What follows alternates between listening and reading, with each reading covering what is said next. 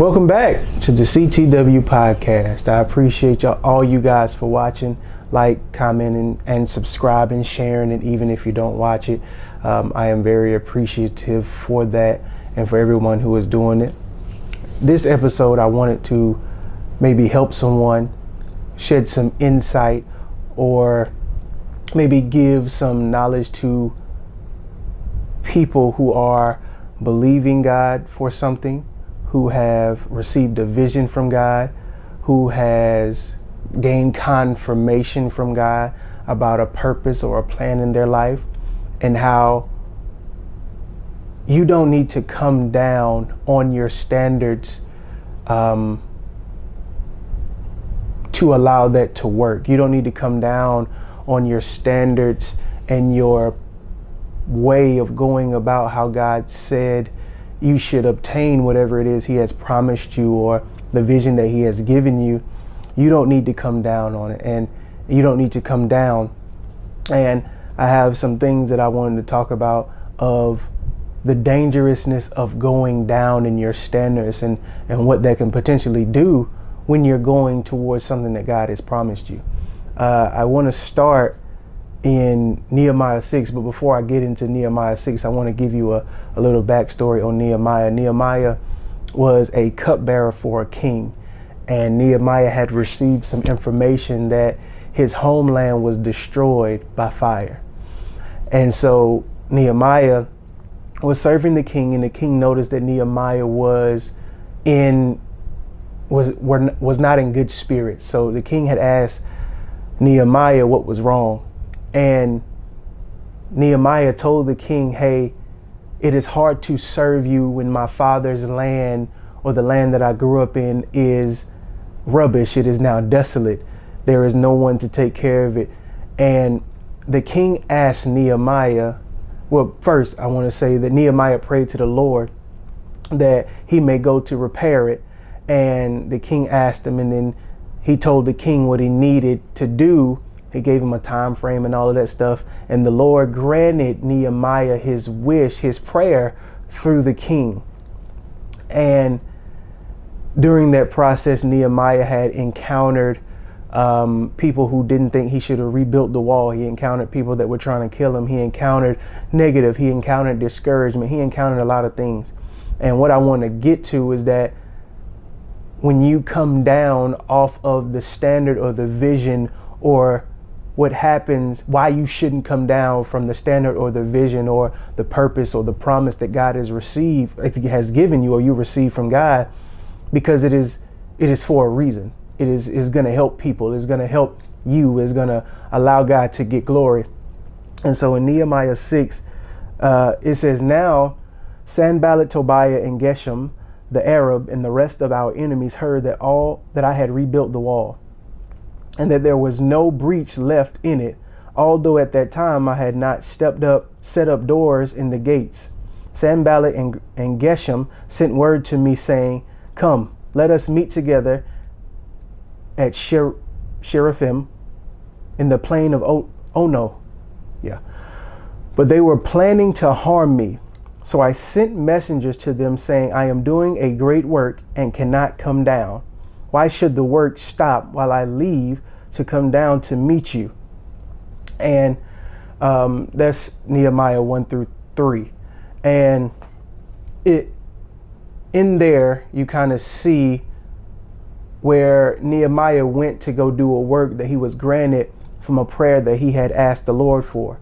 And because the people, Sanballat, Tobias, and Geshem, were people that were his enemies, they were trying to prevent Nehemiah from building the wall.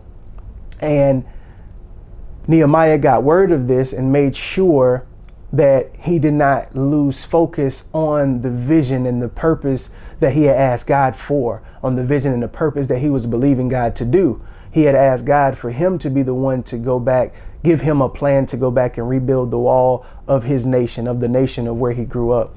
And we have all been guilty of lowering our standards, or lowering what we thought we really wanted, or what God has given us. We have all been guilty of that. And regardless of what the reason is, sometimes the reasons may be fear. Sometimes it may be anxiety. Sometimes it may be doubt, insecurity. It could be a lack of clarity on the details of your vision and your purpose. It could be maybe you're fulfilling your will and not God's will. Maybe you're trying to keep someone or something in your life that God never intended for you to have. And so in order to keep that part of your will, now you have to lower your standards. Now you have to technically dumb yourself down in order to keep that which God never intended for you to have permanently in your life. And we've all been guilty of it, regardless of if it's a job, whether it's you take a liking to someone who God has called you to have in your life temporarily, and now you're trying to make it permanently because you've built some type of connection, and you're settling for just that companionship. You're settling for just being able to have someone around, but that's not what God asked you to make permanent in your life. It was there for a lesson. It was there to help you build and help you grow so that you can be pushed forward in the next areas of your life. And a lot of times when it comes to lowering our standards, like I said, there are always reasons, but that still does not give us an excuse for lowering them. God never lowers his standards for us. We have to come up to his standards in order for us to obtain what he has for us. He does not say, okay, Duranquez is sad today, so I'm going to lower my standards and do X, Y, and Z for him. No, I have to take his word and I have to stand on it, and I have to bring myself up to his word. And so even in this, I mean, for me, I've definitely encountered that, or definitely have experienced that while in my journey with God. And one of the things I want to go over is, what are the standards? Some people may be asking as they're watching this, okay, what are the standards? Since but the standards are the word of God, what God has asked you to do, what you are believing in him, what you are believing him for that aligns with his word. And those are the standards. And if you want to know where to find them, they're all in the Bible. They're in you being diligent about seeking his face. They're being diligent. It is you being diligent about understanding what he wants from you. And apart from that, taking what he has given you, taking what he has entrusted you with, and not lowering it below what he is asking you to do. It's not coming down to your way. And that's something that we've all experienced in our lives. And one of the things that I can say is that in my personal life, me lowering my standards because I'm believing God for something and it's not coming in the time that I want it to come, has always cost me more during that time. It has always cost me more peace. It has always cost me more joy. It has always cost me maybe more effort, that maybe has caused me more time, because I, in my will, in my fleshly desires, in my thinking, in my ways, I thought it should be completed by now. I thought if I at least, like Abram and Sarai, if I at least help God, maybe he'll speed up the process. And we have to understand that he won't change. We'll change before he changes. And so a lot of times we'll try to help God help us by coming down when God never asked us to come down. And faith is not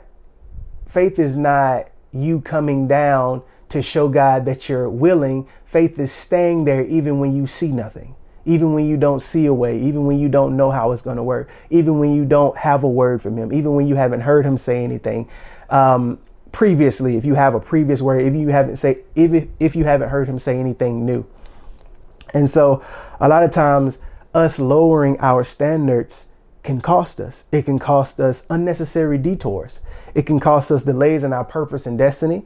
It can cost us, it delays us from being the solution to the problem that he wants us to that he wanted us to be the answer to. It can cause insecurity and doubt towards the initial promise that he gave us. It can cause self-inflicted warfare. And just imagine in that story, because it even says right here, it says, so I sent, okay, right here in verse 2, it is saying, Sabmallet and Gresham sent word to me saying, come, let us meet together in Cherubim in the plain of Ono. But they were planning to harm me. And so when it comes to self-inflicted warfare, if he would have came down to their level just to have a meeting with them, because it could have been a harmless meeting, but at the same time, he was focused on the purpose and the plan which he was given from the prayer that he asked God for. And so if he would have came down, it could have been very detrimental. He could not have finished the wall. He could not have carried out the rest of what he had asked God to do in the first place. So that self-infliction sometimes comes from us not staying focused, not being diligent and staying faithful even when we don't see a way. In 2 Corinthians 5:7, for we walk by faith, not by sight. Sometimes it's hard to see our way clearly. We have a word, we have a vision, but sometimes it's very hard to see. And I know sometimes even in my own personal life that trying to help God out, as I said previously, I'm trying to help him see that I'm being faithful by showing him that I'm willing to take less than what he offered me. And sometimes we intend to show God stuff he never asked for us to show him, as if he doesn't already know. I think it's in Jeremiah 1:6. He says, I knew the plans that before I formed you in your mother's womb, I knew the plans that I have for you, plans of good. Well, that's two of them. Before I formed you in your mother's womb, I knew you. That's Jeremiah 1:6. 29 and 11 is, I know the plans for you, plans to prosper you, to give you a future and a hope. And so a lot of times we are trying to show God that we are able to take less than whatever just to speed him up. And God never asked us to do any of those things. He doesn't need us to show him that he needs us to stay faithful. Like I said in the previous podcast, Hebrews 11:6, without faith, it is impossible to please God. And so sometimes it takes more faith. Sometimes faith is not moving. Sometimes faith is staying put. That's faith. I think Psalms 46:10, it says, be still and know that I am God.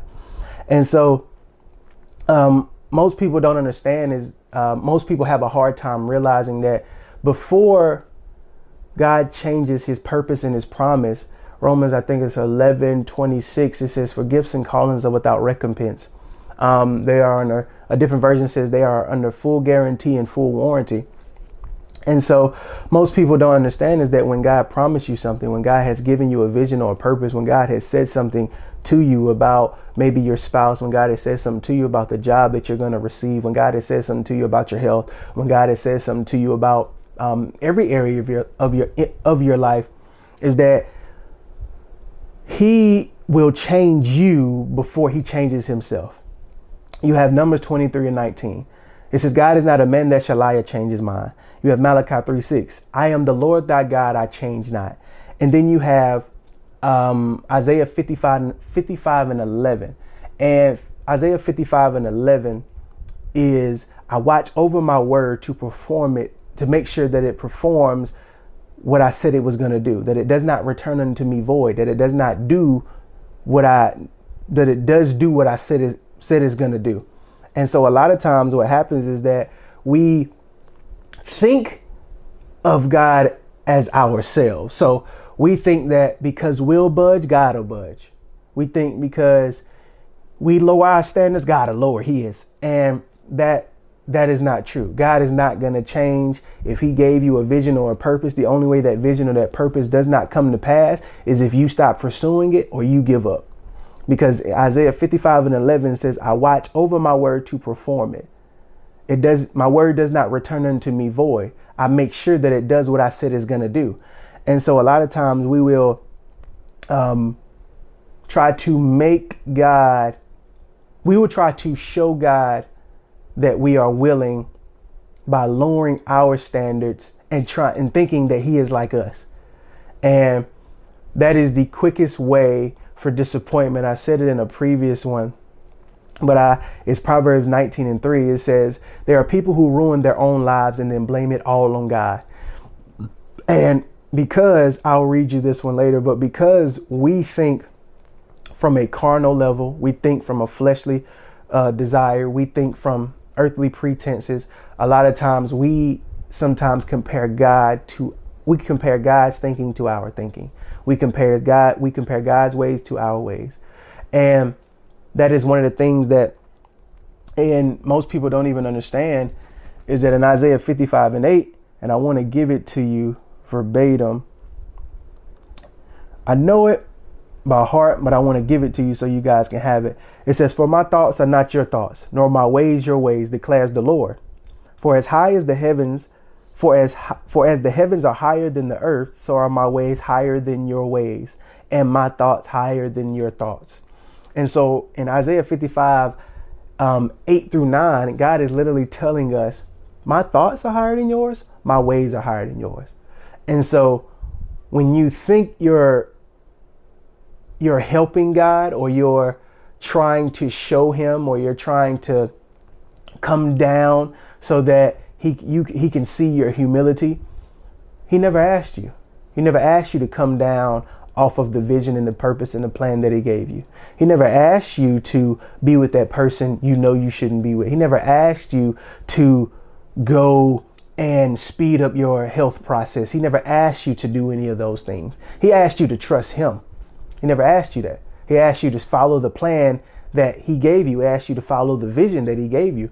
And in Nehemiah 6, just so happened that, just think about if he would go down there and talk to Sanballat and Tobias and they harm him. That would have been a detour. That would have been a self-inflicted warfare upon him, because he chose to go do that. That was not a part of the prayer or the vision that he asked God for. And so a lot of times we will lower our standards, whether it comes to health, whether it comes to marriage, who we're dating, whether it comes to finances, whether it comes to job, whatever the situation or circumstance may be, we will lower our standard just so that we don't feel bad for not hitting the goal or hitting the mark. And one thing that I can say is that Psalms 89:34 says, my covenant will I not break, nor alter the thing that has cometh out of my lips. Most people have to understand is that when God said something, he's going to do it. And so you lowering your standard is you thinking for God. He doesn't need anyone to think for him. And so you lowering your standard is a way of also you not being disappointed if it doesn't happen. And that just shows your lack of belief. That just shows your lack of faith. And I've been guilty of it as well. And so there's nothing wrong with it, because you have to grow up to that level. You have to grow to spiritual maturity. You have to grow up to that. And in this stage where you are, there's nothing wrong with it. But after a certain point, certain excuses and certain reasons no longer fit for where God is promising you and where God is taking you. And so for whoever is watching this, and like I say, even for myself at times, is that don't lower your standard from the dream, vision, and purpose that God has promised you. Because lowering your standard is more dangerous than following God's word. When you lower your standard because you're trying to help God when he doesn't need any help, it now induces warfare that you never asked for. It now induces setbacks that you never asked for. It now allows delays in your spiritual development, your personal development. And that goes for any area. That goes for who you're dating. That goes for your physical health, your mental health. That goes for jobs. That goes for finances. Don't try to help God help you. And what I mean by that is that when it comes to something that he's already given you, yes, you will have to, and that's a different podcast, but don't try to help him by lowering your standards so that it won't be as disappointing if it doesn't happen. And so that's really pretty much all I had to say. I hope this finds who it needs to find. But other than that, I am out.